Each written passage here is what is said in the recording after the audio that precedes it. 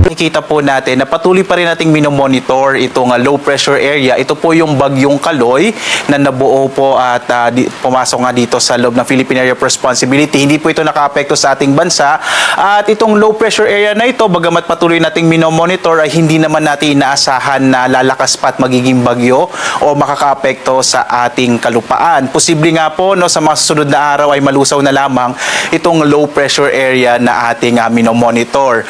Malaking bahagi ng ating bansa bukas at this coming weekend ay patuloy na makararanas ng maaliwalas sa panahon, tuyo at mainit na panahon pa rin po ang mararanasan lalo na sa may bahagi ng Luzon at Visayas, habang mga localized thunderstorms makikita nyo po may mga kaulapan sa may bahagi naman ng Mindanao.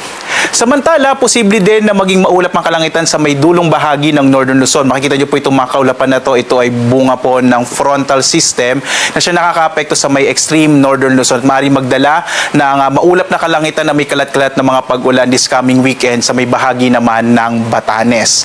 Maliban nga sa low pressure area na dating si Bagyong Kaloy, ay wala na tayo iba pang minomonitor na anumang LPA sa loob at labas ng Philippine Area of Responsibility. At least, the next 3 to 4 days ay malit po yung posibilidad na magkaroon tayo ng bagyo sa loob ng PAR.